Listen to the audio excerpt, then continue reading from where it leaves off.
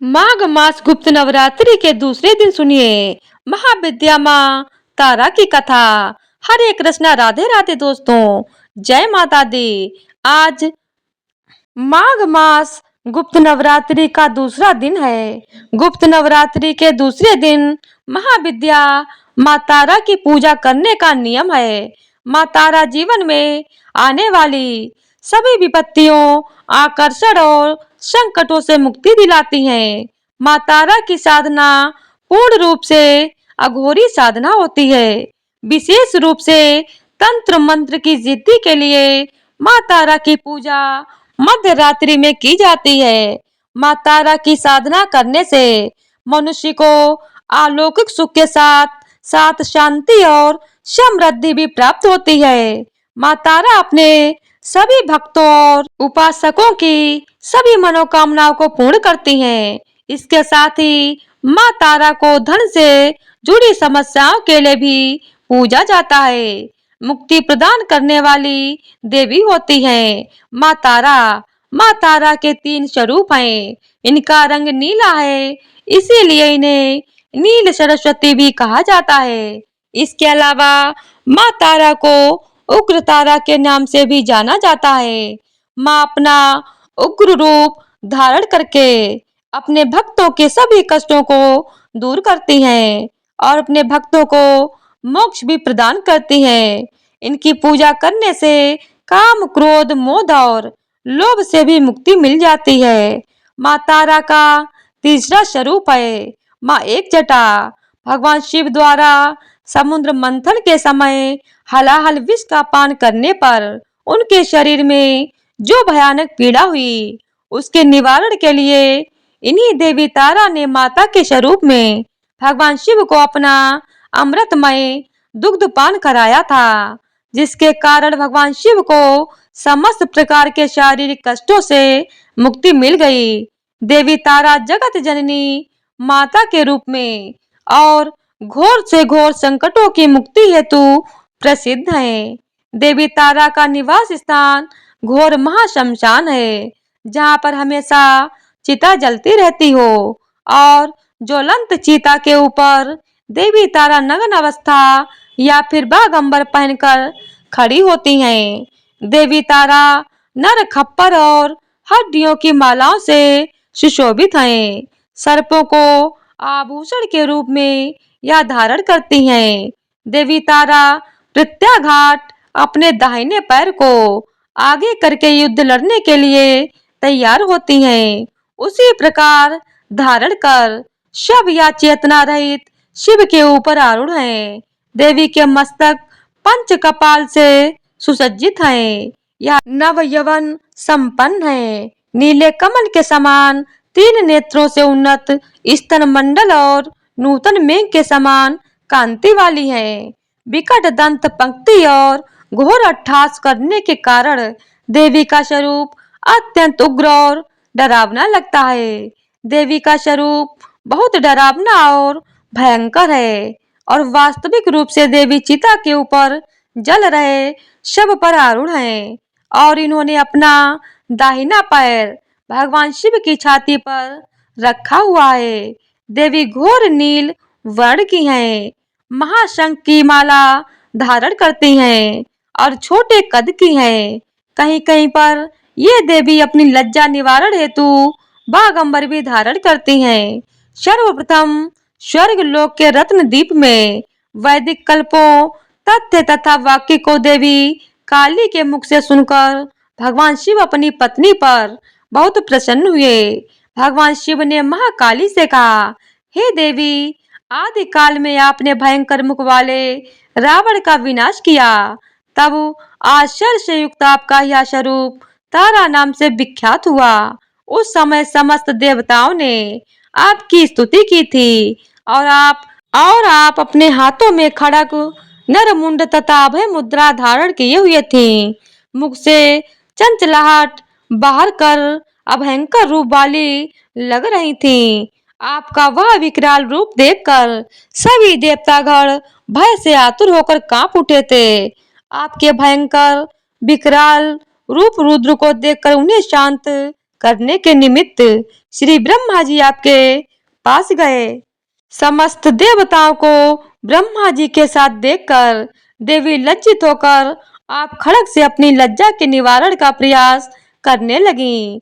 रावण वध के समय आप अपने रुद्र रूप के कारण नग्न हो गई थीं और स्वयं ब्रह्मा जी ने आपकी लज्जा के निवारण हेतु आपको व्याघ्र चर्म प्रदान किया था। इसी रूप से देवी लंबोदरी के नाम से भी विख्यात हुई। तारा रहस्य तंत्र के अनुसार भगवान राम केवल निमित्त पात्र हैं। वास्तव में भगवान राम की विध्वंस शक्ति देवी तारा की थी, जिन्होंने लंकापति रावण का वध किया था। देवी तारा की पूजा करते समय सफेद या नीले रंग के फूल उन्हें अर्पित किए जाते हैं और भोग में मां को अनार के दाने अर्पित करने चाहिए।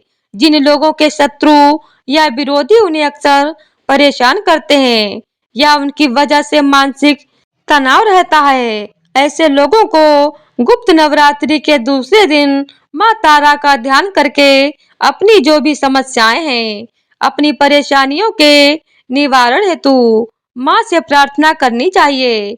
मां अपने ऐसे भक्तों की समस्याएं दूर करके उन्हें शत्रु और विरोधियों से दूर करती हैं।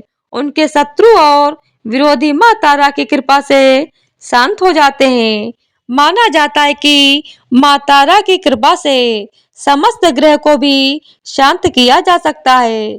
मां तारा की भक्ति भाव से पूजा करने से किस्मत बदल जाती है, साथ ही धन की प्राप्ति भी हो सकती है।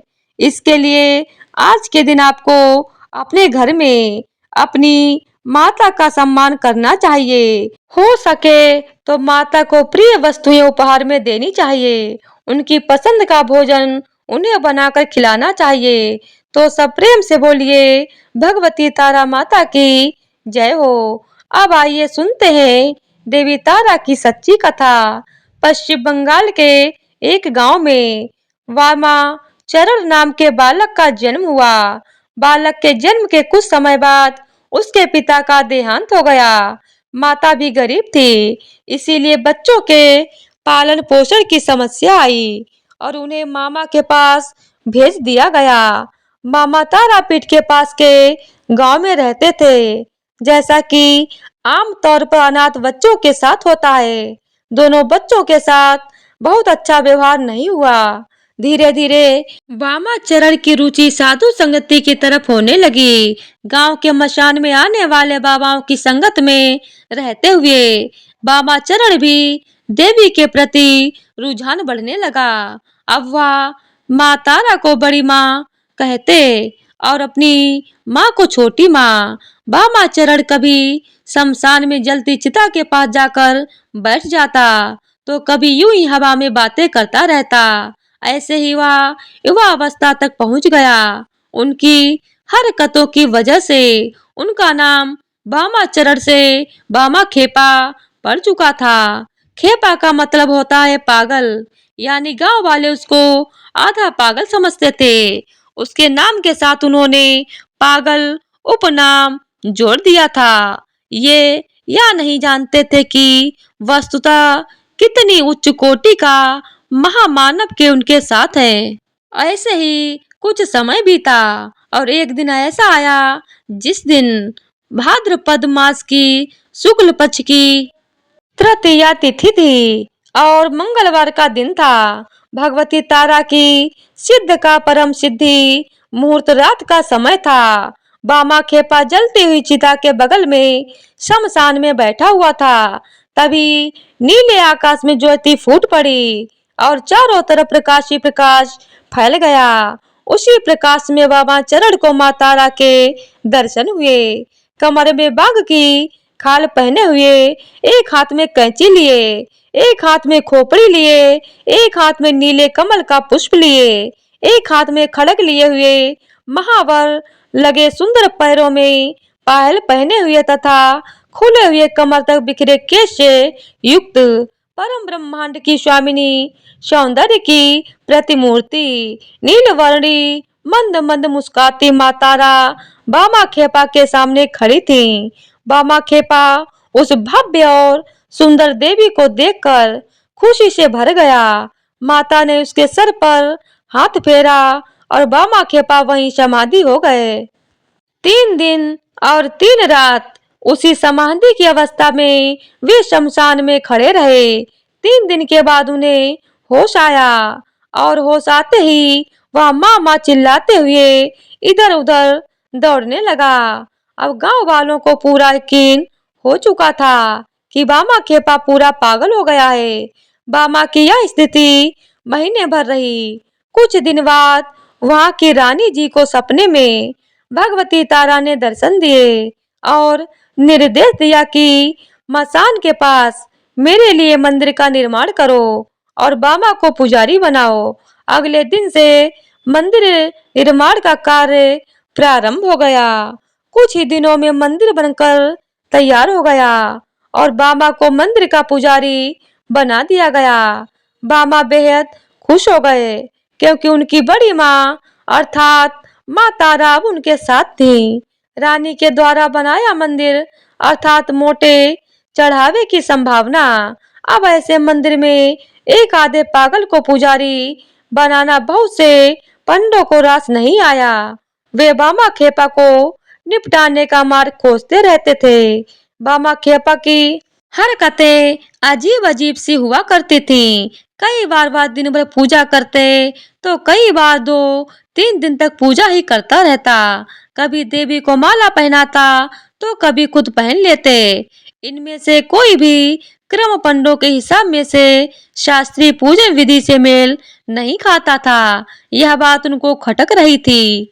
फिर एक दिन ऐसा हुआ कि प्रसाद बना और प्रसाद बनने के बाद जब मंदिर में पहुंचा तो देवी को भोग लगाने से पहले वामाचरण के मन में विचार आया कि इसे चक्कर देख लो कि यह माता के खाने के लायक है या नहीं। फिर क्या था, उन्होंने प्रसाद की थाली में हाथ डाला और चखने के लिए अपने मुंह में रख लिया।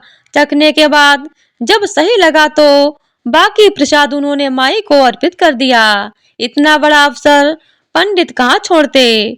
उन्होंने बवाल मचा दिया कि देवी के प्रसाद को बामा ने खा लिया है, उसे जूठा कर दिया है, जूठा प्रसाद देवी को चढ़ा दिया है। अब देवी रुष्ट हो जाएंगी, उसका प्रकोप सारे गांव को झेलना पड़ेगा। उसके बाद भीड़ तंत्र का बोलबाला हुआ और गांव वालों ने मिलकर पंडों के साथ वामाचरण की कड़ी पिटाई कर उसे शमशान में ले जाकर फेंक दिया।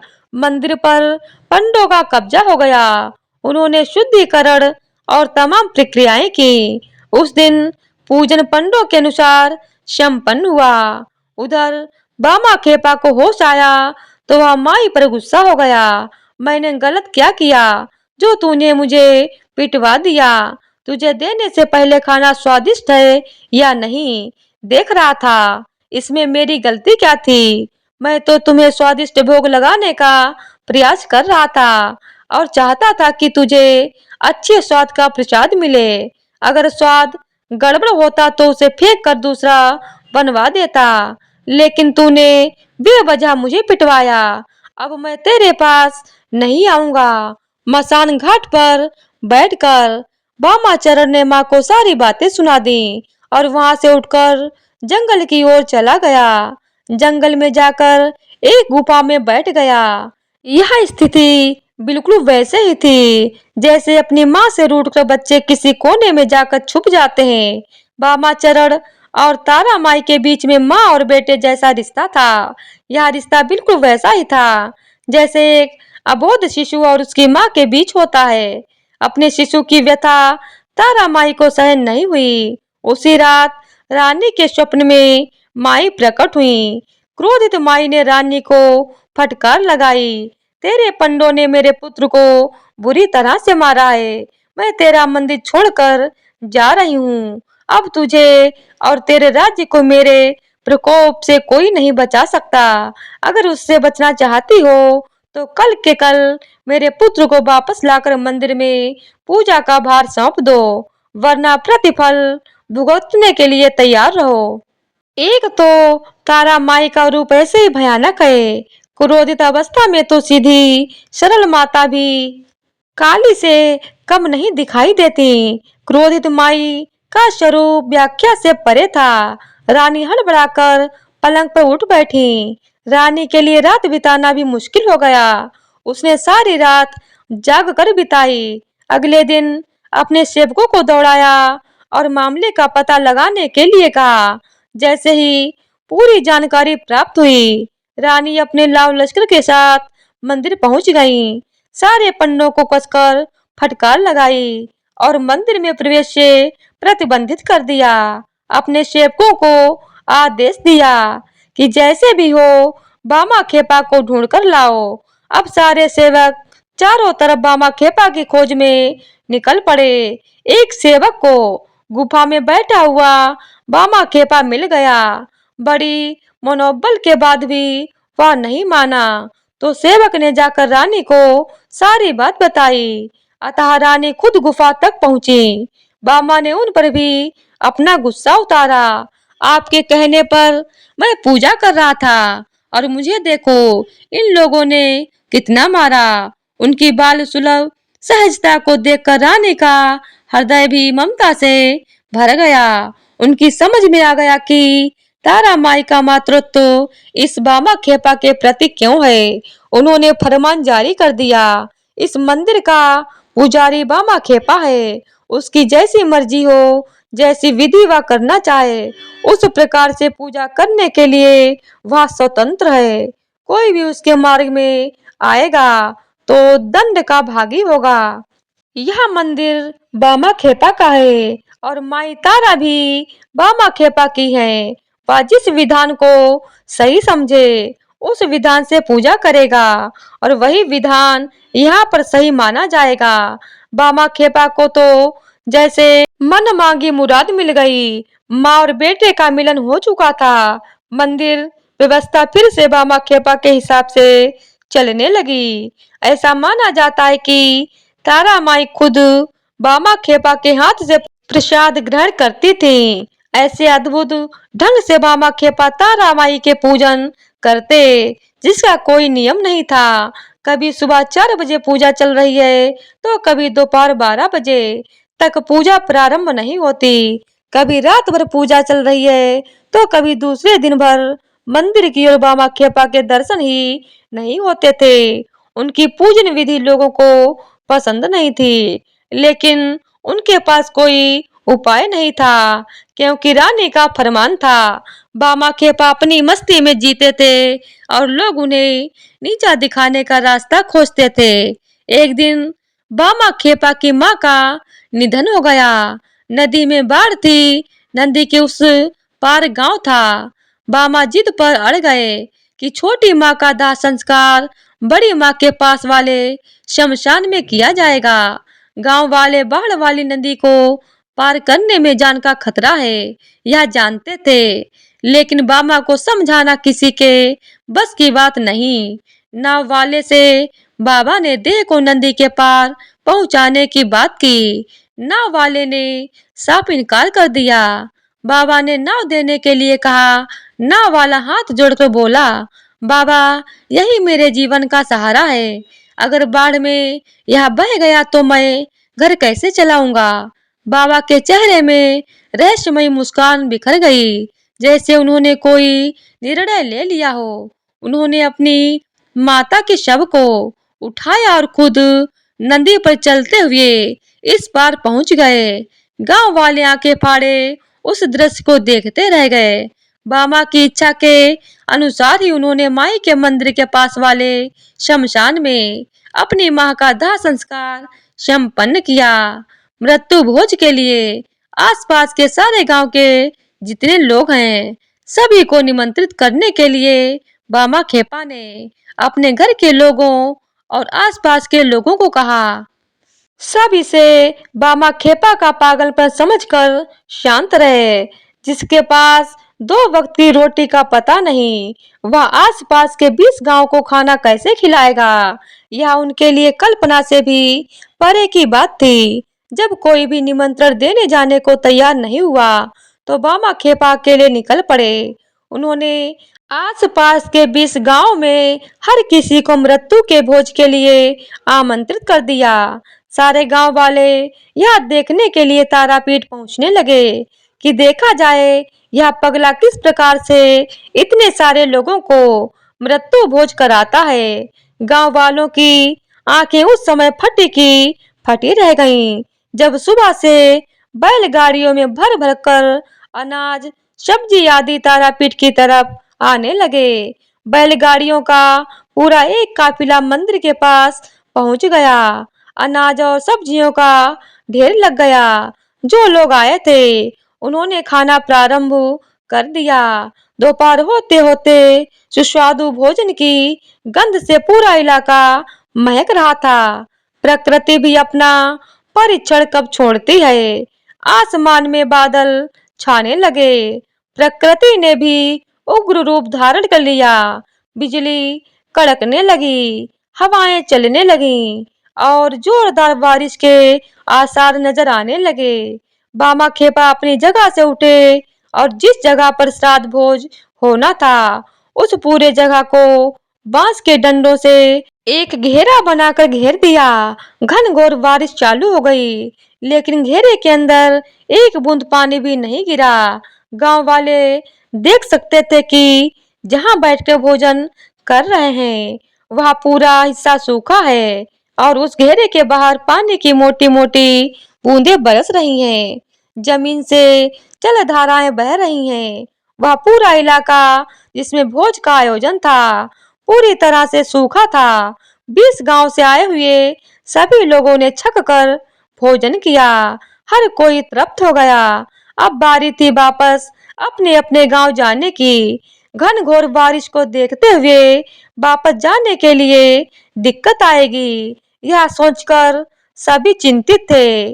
बामा खेपा ने माई के सामने अपना अनुरोध पेश किया और कुछ ही क्षणों में आसमान पूरी तरह से साफ हो गए और धूप खिल गई। सारे लोग बड़ी सहजता से अपने अपने गांव तक पहुंच गए। इस घटना के बाद बामा खेपा की अलौकिकता के बारे में लोगों को पता लगा। धीरे धीरे लोगों की भीड़ बामा खेपा की तारापीठ में बढ़ने लगी। कोई बीमार आता तो बामा खेपा उस पर हाथ फेर देते तो वह स्वस्थ हो जाता। निसंतानों को संतान की प्राप्ति हो जाती और सभी आगंतुकों की इच्छा और मनोकामना तारापीठ में पूरी होने लगी। बामा खेपा कभी भी बिना चखे माई को भोजन नहीं कराते थे। माई स्वयं अपने हाथ से उन्हें भोजन खिलाती और उनके हाथों से भोजन ग्रहण करती थी। ऐसे अद्भुत महामानव बामा खेपा अपने अंत समय में माई की प्रतिमा में लीन हो गए। आज भी तारापीठ में माँ तारा के भोग से पहले भक्त बामा खेपा का भोग लगाया जाता है। तो एक बार प्रेम से बोलिए माँ तारा की जय।